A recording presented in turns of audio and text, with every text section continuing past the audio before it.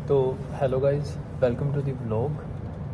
तो आज की वीडियो जो बन रही है वो बन रही है थोड़ा सा ऑफिस एडमिनिस्ट्रेशन के जो कोर्स है इसको थोड़ा सा मॉडिफाई करके बताता हूँ। मतलब कि ये मेरा 4th सेम है, बस 1 मंथ रह गया, मतलब कि मेरा सेमेस्टर कंप्लीट है और अभी मैं प्लेसमेंट के लिए बैठा हुआ हूँ। तो इस कोर्स का मैं आपको सारा का सारा बताता हूँ। मेरी पहली वीडियो में मैंने आप सबको बताया हो कि ये कोर्स ईजी है, बहुत ईजी है, अच्छे से हो जाता है। ईजी ही है, ये नहीं मैं कह रहा कि इस वीडियो में बता रहा हूँ कि कोर्स हार्ड हो गया, लेकिन जो कुछ कॉलेजेस हैं वो अलग तरीके से करवाते हैं सारे काम। मेन काम वही है कि जो आपके सब्जेक्ट हैं वो सारे कॉलेजेस में सेम है। जस्ट ये है कि कुछ कॉलेजेस के पास जो है वो टेक्नोलॉजी थोड़ी ज़्यादा है। जैसे कि मेरा जो सेंट क्लियर, इसमें टेक्नोलॉजी नॉर्मल चलती है, ठीक है। जो मेरी ब्रैम्पटन कैंपस है, ये नई कैंपस खुली है, तो ये अभी इतना हार्ड और इतना आगे तक नहीं गया हुआ जितना कि बाकी कॉलेजेस में गया हुआ है। जो कि मेरे को पता चला है, जो मेरे को रिव्यूज़ मिले हैं आगे की, मेरे को जो मेरे सब्सक्राइबर्स ने मेरे को आगे आगे बताया है कि ये कोर्स में आगे आगे और क्या चीज़ें हैं। उसमें जो पहली चीज़ है वो ये है कि जब आप आते हो अपने फर्स्ट सेम में, ठीक है, जो मेरा कॉलेज है उसमें ये सीन है कि हमें सीधा वो वर्ड की फ़ाइल दे देते हैं, हमने वो बनानी होती है। लेकिन जो बाकी जैसे मेरे कॉलेज की जो विंडसर कैंपस है उसमें भी सेम यही कोर्स है, तो उसमें थोड़ा सा चक्कर ये है कि उसमें ये करते हैं कि वहाँ पे ना उनका एक पर्टिकुलर एप्लीकेशन है जो कि आपको बाय करनी पड़ती है। यहाँ पे आते फर्स्ट सेम में एक टाइपिस्ट बाय करना है, उसके साथ वो दूसरी वो भी एप्लीकेशन बाय करनी पड़ती है। उस एप्लीकेशन का क्या चक्कर है, उसमें ये है कि उसमें ना उन्होंने आपको एक टास्क देना है। जैसे कि उन्होंने दे दिया कि वर्ड के जो साइज़, फ़ॉन्ट का साइज़ है उसको इंक्रीज़ करो, ठीक है, नॉर्मल सा टास्क है। तो अगर उसमें ये चक्कर होता है कि अगर मान लो कि आपने फ़ॉन्ट का साइज़ है जो होम वाले से चेंज होना है, ठीक है, लेकिन आपने जाके लेआउट वाले पे टिक कर दिया या किसी और पे क्लिक कर दिया, तो वो आपका पॉइंट कट हो जाएगा वहाँ पे। तो मतलब कि वो जो ऐप है वो आपको पूरा स्पेसिफिक वही पॉइंट बताती है कि आपने उसी पॉइंट पे जाके ही टच करना है और फिर ही आपका होगा। तो इससे क्या होता है, इससे वो थोड़ा कोर्स में थोड़ा और हार्ड हो जाता है, क्योंकि जैसे कि हमने किया था, जैसे कि मैंने किया था, वो ये था कि हमें उन्होंने दे दिया कि तुम्हें ये वाला फ़ॉन्ट साइज़ इतना चाहिए, हमें इतना चाहिए, इतना चाहिए, या लेआउट कैसे करना है, इंडेंट को ऐसे करना है। आपने अलग अलग जो आर्ट वगैरह के भी बीच में होते हैं थोड़ी ऑप्शंस, वो करने हैं। मेरे को पता था कि ये यहाँ के जाके इस मतलब कि लेआउट में लेफ़्ट साइड पे ऊपर वाले पे कहीं पे होगा, ये इस साइड में। तो मेरे को इतना दिमाग में आइडिया रहता है, मतलब कि एग्जैक्ट पोजीशन याद नहीं रहती, लेकिन थोड़ा सा दिमाग में आइडिया रहता है कि हम ऐसे कर सकते हैं। बट अब जो ये वाला ऐप वाला सिस्टम है उसमें क्या है कि उसमें आपको एग्जैक्ट उसी पॉइंट पे क्लिक करना पड़ेगा और वहीं पे जाके देखना पड़ेगा। मेरा क्या था कि जैसे हमें चेंज करना है कुछ, हमें पता नहीं चल रहा, हम सब पे क्लिक करके देख लेते, 1 2 3 4 5 कहीं ना कहीं तो मिल ही जाता था, तो हम एक्सप्लोर करके कर लेते थे। बट अभी जो है वो पंगा ये है कि वो हो ही नहीं पाता। अगर हमें नहीं मिलता था तो हम सीधा सर्च पे क्लिक करते थे, सर्च करके उसको निकाल लेते थे और कर लेते थे। बट अभी जो वो ऐप वाला सिस्टम है उससे क्या है, जो डॉक्यूमेंट प्रोडक्शन वाला जो कोर्स है, मतलब कि जो सब्जेक्ट है वो थोड़ा और ट्रिकी बन गया है। तो ये थोड़ा सा ध्यान रखना जब आप यहाँ पे ऑफिस एडमिन के लिए आ रहे हो, तो वो करके आओ। दूसरी चीज़ और जो मैंने बतानी थी वो ये थी कि मेरे कॉलेज में बुक्स का कोई चक्कर नहीं था, ठीक है, नॉट एट ऑल। मैंने 4th सेमेस्टर तक सिर्फ 2 चीज़ें बाई की हैं। फर्स्ट टाइपिस्ट किया है, दूसरा क्यूरो किया है। टाइपिस्ट किया था मैंने फर्स्ट सेम में, क्यूरो किया था मैंने 3rd सेम में। इसके अलावा मैंने और कुछ बाई नहीं किया। बट जो अलग अलग कॉलेजेस है, जैसे कि मोहाक हो गया, वो क्या है, वो ट्रांसक्रिप्शन जब आपको आती है, ये 3rd सेम के सब्जेक्ट्स हैं, तो जब ट्रांसक्रिप्शन आती है तो वो ट्रांसक्रिप्शन के लिए बुक्स को बाय करना होता है। तो वो भी एक थोड़ा सा चक्कर पड़ता है, क्योंकि बुक्स बाय करना इज़ कि आपने अभी 3rd सेम की फ़ीस दी होती है, उसके साथ आपका 3rd सेम स्टार्ट हुआ, ठीक है, तब आपको बुक्स का खर्चा आ गया $400-500। तो ये वाले थोड़े से खर्चे हैं जो कि और ऐड ऑन हो रहे हैं हमारे इस ऑफिस एडमिनिस्ट्रेशन वाले कोर्स में। और ऑफिस एडमिनिस्ट्रेशन वाले कोर्स में जो आती है 3rd सेम में आती है टर्मिनोलॉजी का, जो कि आप अगर समझ लो कि आप सीधी 12th करके आए हो, ठीक है, तो आपको टर्मिनोलॉजी का बिल्कुल थोड़ा सा पता होगा कि हमने डाइजेस्टिव सिस्टम पढ़ा है, हमें डाइजेस्टिव सिस्टम सारा पता है, ठीक है। अब हमें ये नहीं पता कि लीवर को क्या कहते हैं, उनके सफिक्स और प्रीफिक्स भी आते हैं, और ये नहीं होता कि ये 10-12 ही होते हैं ना, ये होते हैं 100 के हिसाब से, 200 300 400, वो सारे के सारे याद करने होते हैं। मेन चीज़ ये है, इसमें रट्टा नहीं लगा सकते, क्योंकि रट्टा लगाएंगे, रट्टे का ये है कि वो एक याद आ गया तो आ गया, नहीं आया तो ना सही। अब 300 400 500 वर्ड्स का रट्टा कैसे लगाएंगे। ऊपर से जब आप 4th सेम में आते हो तो आपको आ जाती है फार्माकोलॉजी में आती है शरीर की सारी मेडिसिन। अब एक बीमारी को ट्रीट करने के लिए 100 मेडिसिन होती हैं, उनमें से मान लो कि मैडम ने कोई आपको दे दी अच्छी थी, 10-15 दे दी। अब एक बीमारी की 10-15 आ गई।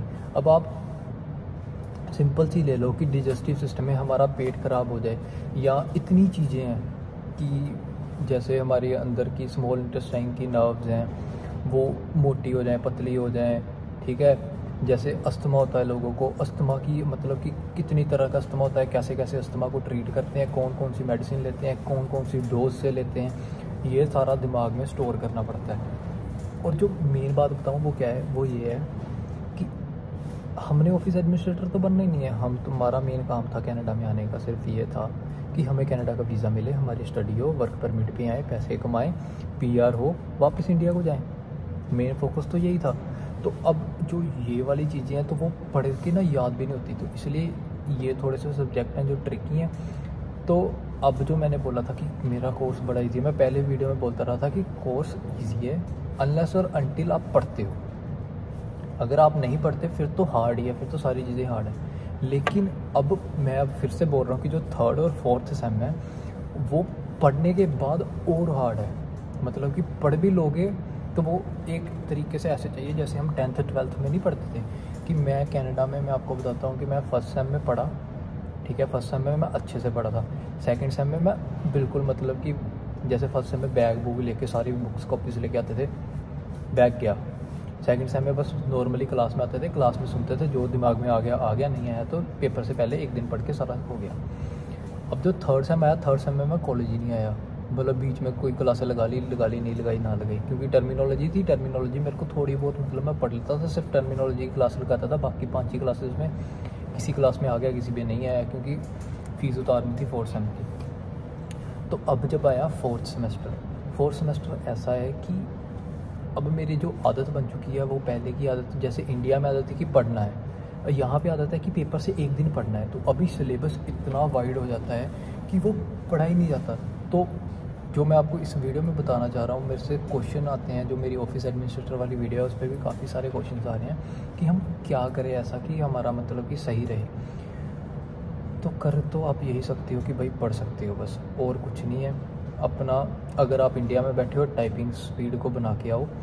टर्मिनोलॉजी का आप कैसे कर सकते हो कि टर्मिनोलॉजी का जो आपको ईजी लगेगा वो कैसे लगेगा कि टर्मिनोलॉजी, अगर आपने किसी को देखा है कि वो फार्मेसी कर रहा है, ठीक है, कि कोई बंदा फार्मेसी वाले बैकग्राउंड से है, आपका कोई फ्रेंड है या कोई भी है, आप सबने मेडिकल ही किया होगा, जिसने मेडिकल नहीं किया उसके क्लास में फ्रेंड तो होते ही हैं, तो कोई ना कोई एक बंदा तो फार्मेसी में जाएगा ही। एक दिन जाओ, उससे किताब लो और उसमें किताब से फ़ोटो ले लो, ठीक है। अगर नहीं तो मेरे को इंस्टाग्राम पे मैसेज कर दो, होप्स हो कि मैं आपको अपने नोट्स प्रोवाइड कर दूंगा, ठीक है। मैं अपने नोट्स की स्क्रीनशॉट लेके या आपको PDF बना के किसी ना किसी तरीके से प्रोवाइड कर दूंगा, तो आप उनको यूज़ कर लो। तो इससे ये हो जाएगा कि आपको थोड़ा सा आइडिया हो जाएगा कि यहाँ पे है क्या। बाकी कोर्स का यही है मेन, तो यही चीज़ मैंने बतानी थी आपको कि इस कोर्स में ये थोड़े से चेंजेस आए हैं कि जो पहले के मुकाबले अब है 3rd 4th सेमेस्टर कोर्स का हार्ड है। और मैंने ये सारे बच्चों से पूछा है, मतलब कि जितने भी बच्चे हैं ना, मैंने सबसे ये पूछी हुई है बात, तो उन्होंने यही बात बताई है कि जो 3rd और 4th सेमेस्टर है वो सबके लिए हार्ड ही है। सारे कोर्सेज़ में हार्ड होता है वो। पहले 2 सेम, पहला सेम बिल्कुल इजी बनाते हैं, ये कि आपको ऐसे लगेगा कि आप वेलकम करते हैं आपका कि आ जाओ कनाडा में, स्वागत है। पहले सेम में किसी को काम भी नहीं मिलता, स्टडी भी ईजी होती है, ठीक है। 2nd सेम तक जाके बंदों को काम मिलना शुरू होता है। जब फिर काम मिलता है फिर बंदे का फोकस होता है कि हम काम कर लें, फिर स्टडी थोड़ी सी ट्रिकी होनी शुरू हो जाती है। 3rd सेम की हमने फ़ीस भी देनी होती है। उसके बाद जब आ जाता है 3rd सेम में हम आगे 3rd सेम में आके फिर पढ़ना पड़ता है। फिर 4th सेम आ जाता है, तब तक हमारी GIC भी ख़त्म हो जाती है। 3rd सेम में हमारी GIC ख़त्म हो जाती है, 3rd 4th में। हाँ, जब 3rd सेम का लास्ट आता है तो हमारी GIC ख़त्म हो जाती है, जब हमें फ़ीस देनी होती है। तो फिर जब 4th सेम में आते हैं तो हमें 4th सेम में ये होता है कि हमें अपने घर का खर्चा निकालना है, अपने पास सेविंग्स भी रखनी है, और क्या करना है, और हमने थोड़े से फ़ीस उतारनी है 4th सेमेस्टर की। जब 4th सेमेस्टर की फ़ीस हो जाती है उसके बाद थोड़ा सा बंदे को ईजी होता है, लेकिन तब फिर काम मिला होता है, तो फिर बंदे को होता है कि मैं काम नहीं करूँगा पहले 2 सेम में तो कोई चक्कर ही नहीं होता, क्योंकि हमें पता होता है हमारी GIC है, हम GIC सेव करते रहेंगे, अपना काम करते रहेंगे, थोड़ा सा घर का मतलब खर्चा निकालते रहेंगे। $1200-1300 मंथ का भी हम कमा लें तो हमारा मज़े से चल जाएगा, ठीक है, क्योंकि फीस से हम GIC से पे कर देंगे। लेकिन जब बात आती है 3rd और 4th सेमेस्टर की, जो कि सबसे ट्रिकी होते हैं, सबसे ज़्यादा मेहनत चाहिए होती है, उनमें सबसे ज़्यादा पढ़ना पड़ता है, तब हमारे पास काम होता है, हमें काम करना होता है। अगर काम नहीं मिला फिर भी नहीं पढ़ा जाता, क्योंकि काम की टेंशन होती है। तो यहाँ पे मेन कनाडा में जो चक्कर पड़ता है वो ये पड़ता है कि अपना माइंड प्रिपेयर करके आओ कि यहाँ पे जो स्ट्रेस का लेवल जो आप में इंडिया में यहाँ पे थे ना, तो ये तो दीवार को टच कर रहा है। मतलब कि इतना ऊपर आपका स्ट्रेस लेवल चलेगा, दिमाग आपका हमेशा ऐसे ही रहेगा कि नॉन स्टॉप आपको एक दिन ऐसा आएगा कि कब आप बोलोगे थैंक्स गॉड कि मैं यहाँ पे आ गया, मेरा सबसे बेस्ट डिसीजन था कि मैं यहाँ पे आ गया। उसी के अगले दिन आपका होगा कि यार मैं कहाँ आ गया, मेरे को घर वापस जाना है, मैं भागना चाहता हूँ यहाँ से, मैं छोड़ के सब कुछ जाना चाहता हूँ। तो ये चीज़ें इंडिया से ही सोच के आओ। और अगर आप यहाँ पे आ चुके हो तो फिर क्या कर सकते हो, फिर तो आपके पास कुछ है ही नहीं करने के लिए, तो फिर मज़े से बस अपने प्रोसेस को एंजॉय करते चलो। बस ये बात दिमाग में रखना, कोई भी प्रॉब्लम आए, कुछ भी आए, चली जाएगी वो।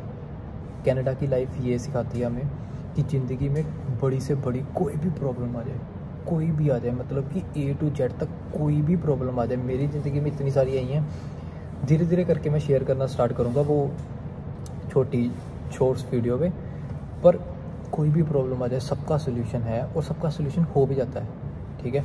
फ़ीस थी मेरी फ़ीस की मैंने पहले वीडियो बनाई थी कि मेरा 3000-4000 कम पड़ रहा है, हो गई, डन। जिससे पैसे लिए थे उनको पैसे भी वापस कर दिए, सारा कुछ क्लियर, डन। फिर उसके बाद एक और प्रॉब्लम पड़ी थी कि मैं कॉलेज नहीं आ पा रहा था, मेरी कॉलेज का जो टाइम टेबल था वो चेंज हो गया। उसकी वजह से क्या हुआ कि मेरा काम छूट रहा था, वो भी क्लियर होगी, वो भी चलेगी। मतलब कि जितनी भी बड़ी से बड़ी आपको प्रॉब्लम्स आएंगी, लेकिन उन सब का सोल्यूशंस भी है। एक दिन आप 1 2 3 4 दिन आपका दिमाग पूरा ख़राब रहेगा, 5वें दिन आपके पास सोल्यूशन आ जाएगा, वो प्रॉब्लम सॉल्व। आपको उस प्रॉब्लम के बारे में याद भी नहीं रहेगा कि आपकी क्या प्रॉब्लम आई थी और आपने कैसे डील की।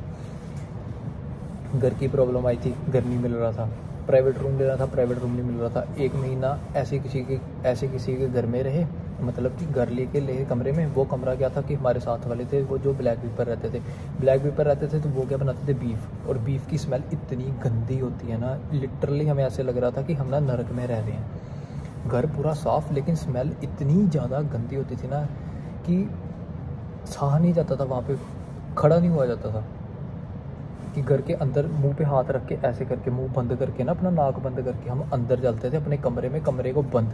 और फिर बाद में सिर्फ बाहर तब भी निकलना है जब खाना खाने के लिए जाना है, वो भी मुंह नाक बंद करके मुंह से साह लेते थे। तो ऐसी सारी प्रॉब्लम्स आती रहती हैं, लेकिन मेन चीज़ जो ये है कि कनाडा आपको सिखा देगा ज़िंदगी कैसे जीते हैं, लोग कैसे होते हैं, कौन आपका साथ देता है, कौन नहीं साथ देता। इन दी एंड जो करना होता है वो सारा कुछ आपको ही करना होता है। कोई आपका रिश्तेदार, फ्रेंड, भाई, कोई भी हो, कोई साथ में नहीं करता। सिर्फ आप होते हो, आपका दिमाग होता है और आपके कनेक्शंस होते हैं, और ये होता है कि आप उस प्रॉब्लम को कैसे टैकल करते हो। मेरे को 1 साल हो चुका है कनाडा में, और मेरा इतना हो चुका है कि मेरे को इतना अपने आप पे यकीन है कि मैं कर सकता हूँ, चाहे कुछ भी आ जाए।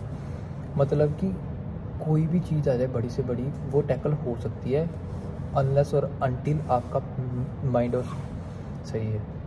बहुत सारे लोग करते हैं, फालतू की हरकतें करते हैं, लेकिन उन सब की नीड नहीं पड़ती अगर आपका दिमाग सही रहे तो अपने जो कनाडा में आ गए हो आप, तो आपने सबसे ज़्यादा चीज़ पे फोकस करना है, वो यही करना है कि आपका जो मेंटल पीस है ना, वो ना हिले बस। क्योंकि अगर ये हिल गया तो फिर आप सारे हिल गए, फिर आप कुछ नहीं कर सकोगे, कुछ नहीं होगा आपसे। मैंने ऐसे भी, मेरे फ्रेंड्स आए हैं इंडिया से, हफ्ता 2 हफ्ते के बाद फ़्लाइट करवा के इंडिया वापस चले गए कि हमने रहना ही नहीं है यहाँ पे। तो ये भी सारी चीज़ें हैं जो आपको लगता है इंडिया में बैठे कि कनाडा बहुत तगड़ी चीज़ है, नो डाउट की है, लेकिन वो तगड़ी चीज़ के लिए आपको काम भी तगड़े करने पड़ते हैं। अगर आप बोलोगे कि आप यहाँ पे रह के यहाँ वाले काम करो, तो वो नहीं हो सकते। आपको अपने मेंटल लेवल के प्रॉब्लम्स को सॉल्व करते करते यहाँ तक आना पड़ेगा, फिर कनाडा और आप दोनों तगड़े होके चलो। तो बस यही थी वीडियो मेरी आज की। ऑफिस एडमिनिस्ट्रेशन के साथ साथ थोड़ा सा ज्ञान भी मिल गया। तो मिलते हैं हम आपको नेक्स्ट वीडियो में, तब तक के लिए बाय बाय, टेक केयर।